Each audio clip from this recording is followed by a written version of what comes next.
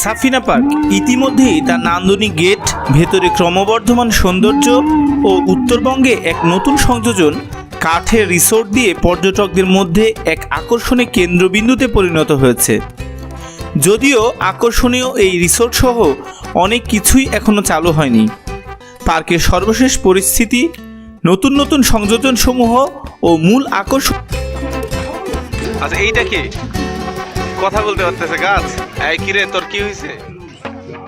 যারা আমার প্রথম ভিডিও দেখেননি তাদের বলি, বর্তমানে এই পার্কে প্রবেশ ফি জনপ্রতি 50 টাকা এবং যানবাহন পার্কিং 20 থেকে 300 টাকার মধ্যে। টিকিট কেটে ভেতরে ঢোকার পর তো আমি অবাক, এক মাসে এত পরিবর্তন। এইখানে এই ঝর্ণাটা বেশ আকর্ষণীয়, তবে আমার কাছে বেশি ভালো লেগেছে এই ডাইনোসরগুলোকে। গর্জনটাও বেশ ভয়াবহ বলা যায়। দর্শক বন্ধু, এই যে দেখেন, এই যে ডাইনোসর, হ্যাঁ, এটা খুব সুন্দর একটা সংযোজন। আরে বাবা, সুন্দর তো। এটা কত টাকা ভাই? 20? কতক্ষণ ঘোরায়?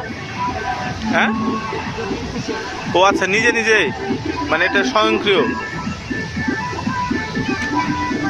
আচ্ছা, ডাইনোসরের গর্জন চারিদিকে, আর এইদিকে তো দোলনা, এর মাঝে এইখানে একটা গাড়ি দেখতেছি। ভাই, আপনি কি গাড়িওয়ালা নাকি? ও আচ্ছা, এইটা গাড়ি কত দূর চলে? মানে এই পুরোটা?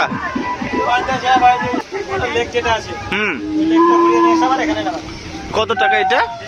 20 টাকা। আচ্ছা আচ্ছা। এই বৃদ্ধ গাছ মহাশয়ের কথাটা বোঝার অনেক চেষ্টা করেও আমরা ব্যর্থ হলাম। ঘুমাচ্ছে জিব্বা বাইর করে। দর্শক বন্ধুরা, এইখানে আমি এর আগে ভিডিওতে আপনি বলেছিলাম যে এখানে পানির কোনো কিছু হতে যাচ্ছে, তো ইতিমধ্যে তারা মানে কি জিনিস হবে সেটা একটা ছবি দিয়েছে।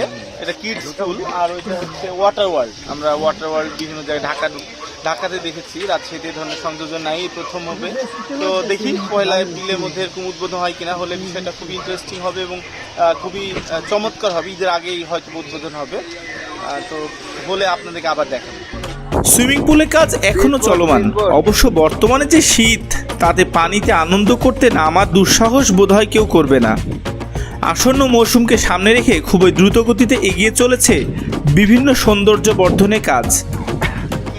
ভূতের ঘরের সামনে তো মোবাইল ফোন, মানে সবসময় মোবাইল মোবাইল ফোনের ক্রেজ, ভূত কেউ ছাড়েনি। দেখেন, ভূতা মোবাইল টিপতেছে, মানে মরলেও মোবাইল টিপবে, এই অবস্থা। এইটার সাথে মিলে গেছে, মরে গেছে তাও মোবাইল টিপতেছে। তাহলে আমরা তো ঠিক করি।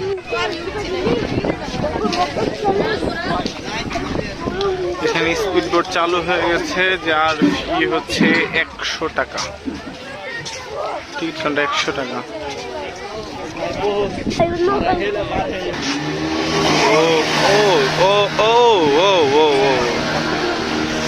10 টাকা দিয়ে এই নেড়া পাহাড়ে উঠে খুব একটা খারাপ লাগে নাই, কারণ এখান থেকে পুরো লেকটা সহ পার্কের একটা সুন্দর ভিউ পাওয়া যায়।